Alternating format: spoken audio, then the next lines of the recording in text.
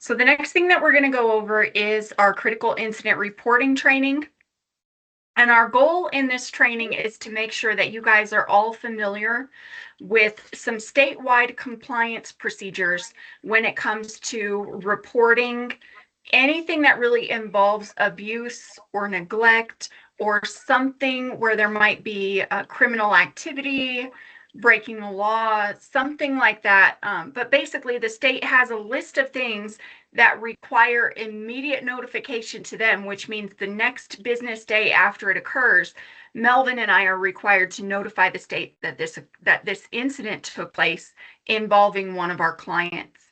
So, because we do have an internal policy, so clearly that would mean that this is applicable to all of our employees, interns, clinicians, case managers, so on, administrators, but also because it is basically guided by state regulation, that means that it is also applicable to everyone who operates as an independent contractor.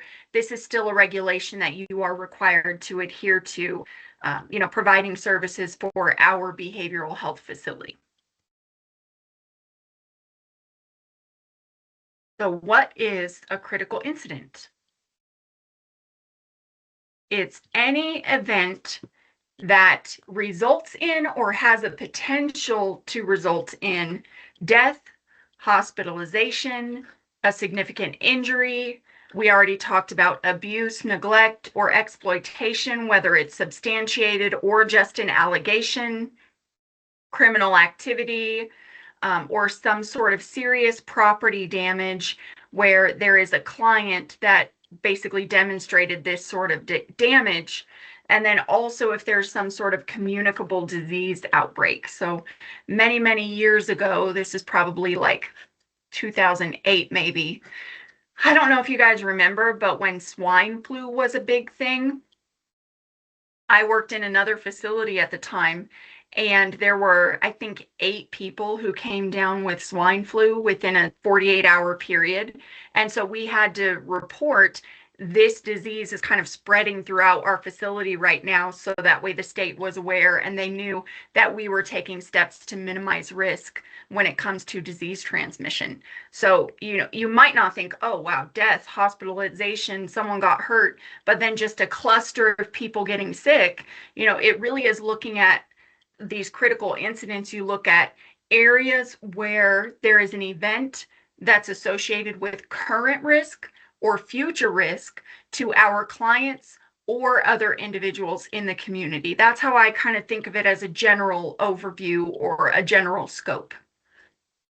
Have any of you ever seen any of these happen or been exposed to any of these things while working in the field helping people? Like, do you feel like this might be something that you would commonly see or even see intermittently?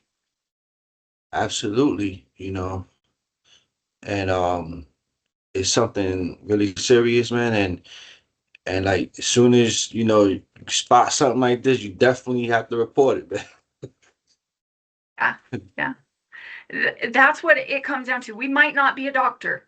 We might not be able to provide the direct help, but what we can do is we can report it. We can provide support to the person that we're helping. We can make the appropriate notifications. And then obviously we have the responsibility to document that the situation occurs. And so absolutely right on track with, this is just what we have to do. And it ties directly into the mandated reporter training. It's just support, notify, document. Now, for those of you that maybe don't have as much experience yet with documentation of some of these serious incidents, I do want you to know, because who said it earlier about executive functioning? Was that you, Raphael? Yes. Yeah.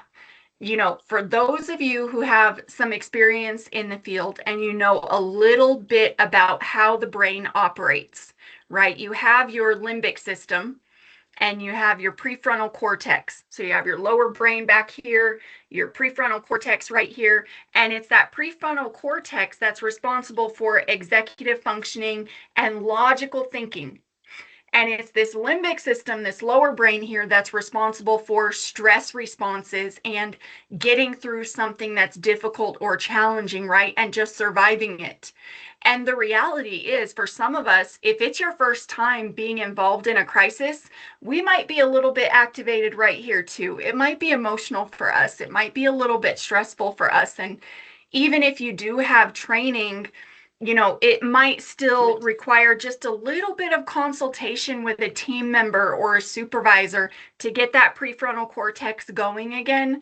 So if you ever have any questions or need help getting through, how do I document this? What are the things that are important in documenting this? Just know that you're not alone. You can always give us a call, whether it be Bill, Melvin, or myself, and we can kind of debrief that situation with you and then go over what are some of the important things that we would want to make sure are reflected in the documentation. And I think that, being objective and noting things in an objective manner, we can kind of help get back on track with some of that too, if it's still a fresh or emotional situation, because we do have the responsibility of documenting pretty quickly after the incident. But even then, for us, we care about these people. Some of these feelings might still be a little bit fresh. And then when it comes to notification, just remember that notification, it might be, for some sort of emergency support, law enforcement, ambulance, fire, something like that. And it might just be that it's an internal notification to Bill or Melvin or myself. It might also be that there's a call into that Adult Protective Services line that we referenced earlier, the Child Protective Services line that we referenced earlier. But if you're unsure, again, just make the call and we can try to help and guide you through the response and what's needed. And this is very similar. You guys just saw this slide in our mandated reporter training, which is who gets notified internally. The first step is to notify Bill, and then Bill will initiate the on-call process by reaching out to Melvin, myself, or Terry. With Melvin being that first kind of priority crisis responder that's going to come in and make sure that we're all on track and that we've taken the right steps, nothing's missing. And then Terry and I as the supports there. Now, I am not sure if any of you have seen this yet, but this is our incident report form. Stacy, would you mind muting? Not sure if that's you. But this is our incident report form. And if you'll look here, there are some state requirements where in the state regulation, it says when you go to report an incident, you must list the name, the date of the report, the time of the report, the job title of the person who's filing the report. It has a huge list, but you don't have to remember any of that because we've already got it included on our incident report form. So you'll fill in all the blanks, and everything that is legally required for you to submit, you'll have submitted as long as you fill in each of these blanks. Now, the reason why I want you guys to tune into this specifically, this slide, is because if you see here, what is the type of incident? Check all that apply.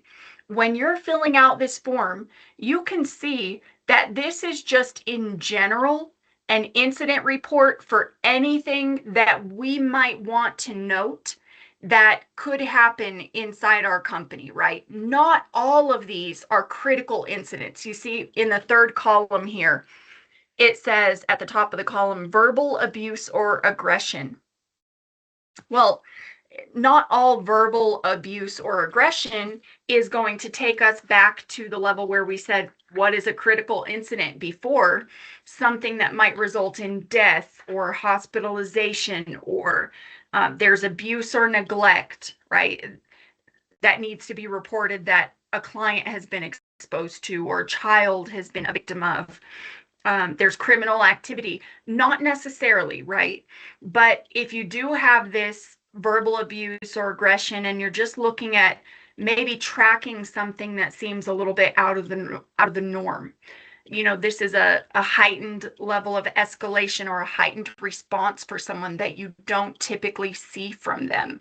Not all of these are going to be critical incidents, but this incident report form will allow you the opportunity to prevent or to report things that might be a critical incident or things that just might be concerning for you. Now, if you look at this list, you'll see many of these are critical incidents. There's an injury, there's someone who's missing, and we're going to notify law enforcement that someone is missing, allegations of abuse or neglect, you see someone committing a crime, you find out that someone has incorrectly been given a medication when they were at a facility. In general, you might just note something. This one's not really a critical incident necessarily, but if you're with a client and they're on the path to sobriety, right? But then you notice that they are using drugs or alcohol, that could be something that you report in your notes, but it could also be something that you report in an incident report form, so that incident report also makes it to their case manager or their clinician for an additional review or just some in-depth review.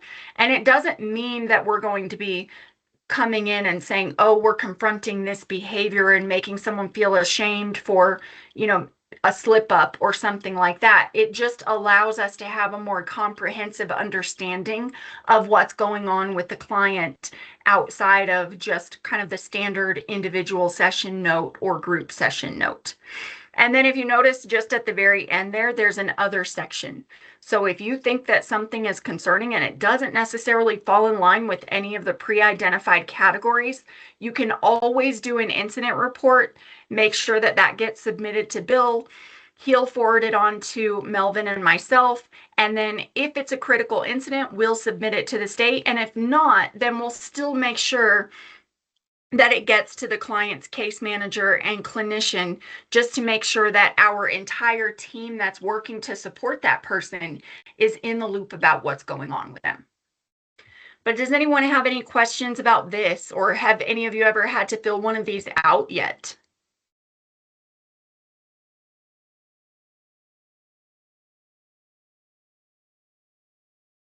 I mean, I filled one out before, but it wasn't, it was pretty much an assessment of any encounter or any visual or suspicious activities. Okay. But it's pretty much the same. Okay. All right. This is the second half of our incident report form. So it just gives you an opportunity to list off the names of any other people who were involved, what notifications took place, when did those notifications take place, did you take any corrective action at the moment, or during the situation, and is there anything that we believe clinically is going to be required for us as a follow-up. And so, internally, that section 5, we would debrief that, Melvin and Terry and I, just to say, looping back around with you, Raphael, you submitted this report. This is something that we'd like to see be initiated or take place to provide better care or additional care to the person that experienced this situation. So just a little debrief internally for us. Now, our responsibility is to acknowledge and review your report within 24 hours of submission or the next business day, and then make sure that the state notification occurs to make sure that we're in compliance with our licensing requirements. And so again, it's just that state regulation overseeing and guiding our responses here and making sure that we get these reports made in a timely manner. So I know that some of these things, they might be kind of stressful or hard to go through, or maybe it occurs late at night. And so, you might be thinking, oh man, can I just write this report in the morning?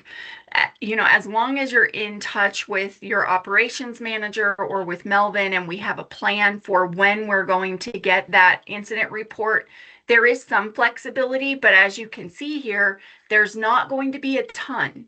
And so we're generally not going to be able to say, if the event happens on a Saturday morning, sure, go ahead and write that report on Tuesday. These are things that we want to really take care of in an expeditious fashion.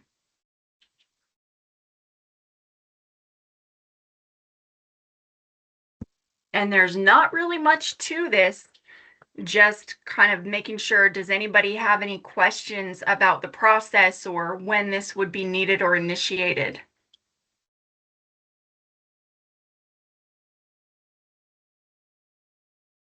Bill? I just want to make sure that all of you have my contact information. If anybody doesn't, please shoot me a text or an email, and I will make sure that you have it. Thank you, Bill.